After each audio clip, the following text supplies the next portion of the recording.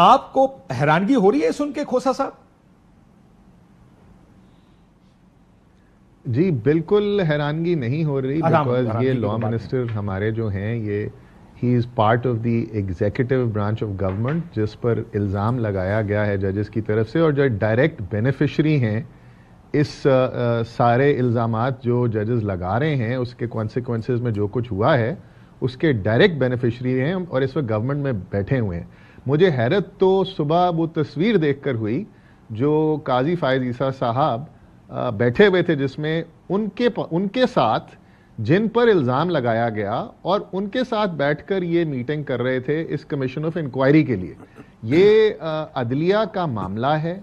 जजेस ने ये मामला अपने जो head of the judiciary chief justice साहब को as being part of the supreme judicial council एक इतला दी कि आपने ये एक फैसला किया है शौकत सिद्दीकी साहब के बारे में, क्योंकि हमारे पास कोड ऑफ कॉन्डक्ट क्लियर नहीं है कि हम ऐसी शिकायत जो कि ऑनगोइंग है, जिसको आपने एक्नॉलेज किया है, इसको कहां लेकर जाएं, लिहाजा आप इसको काइंडली हमें वे फॉरवर्ड बताएं।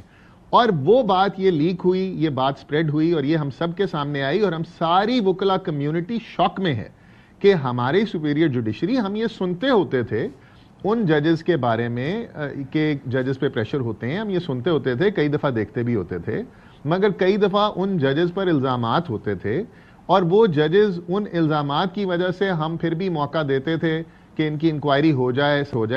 इसमें तो आप ये कह रहे हैं कि ये मुलाकात इन द फर्स्ट प्लेस मुलाकात होनी नहीं चाहिए थी? ये तो जिन पर इल्जाम उनसे मुलाकात हुई है। ये जुडिशरी का इंटरनल मामला है, ये चीफ जस्टिस साहब को इंक्वायर करना चाहिए था इसको।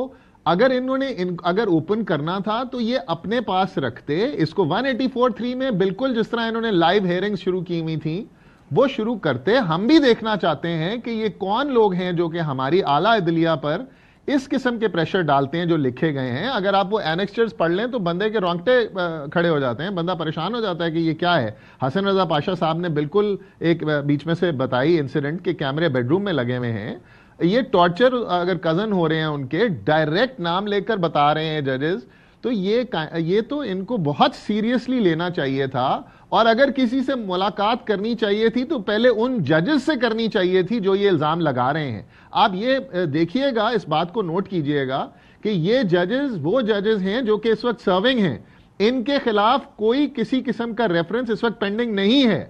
इस वक्त ये जजेस अपनी ओहदों पर काम कर रहे हैं और ये बियॉन्ड शैडो ऑफ डाउट, इनके कैरेक्टर बियॉन्ड रिप्रोच हैं। हम क्योंकि इस्लामाबाद ज्यूरिसडिक्शन में प्रैक्टिस करते और हैं, सर ये जो लॉ मिनिस्टर साहब की गुफ्तगू आपने सुनी, ये सारे ऑनरेबल जजेस हैं, ऑनरेबल जजेस हैं, लेकिन जो लॉ मिनिस्टर साहब की गुफ्तगू आपने सुनी, मैं जरा क्विकली इसके ऊपर, आई मीन दिस गवर्नमेंट ने तो अपना माइंड दे दिया है।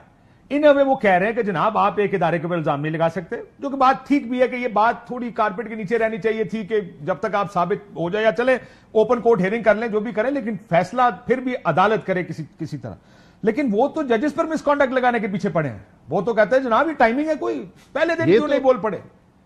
देखे ना, डायरेक्ट बेनिफिशियरी हैं वो इन इल्जामात के कॉन्सिक्वेंस में। जो ये गवर्नमेंट बैठी हुई है ये डायरेक्ट बेनिफिशियरी है उन फैसलों के जो उस दौर में हुए और ये उसके चक्कर में बैठे हुए हैं। इसको सादा अल्फाज में, मैं एक वकील साहब ने मुझे फोन किया और ये एग्जांपल दिया कि ये दूध चोरी के जो शिकायत हैं वो बिल्ली के सामने लेकर गए और बिल्ली को कहा है कि इंक्वायरी कमीशन बैठा दो। तो ये I was very shocked and I was very surprised.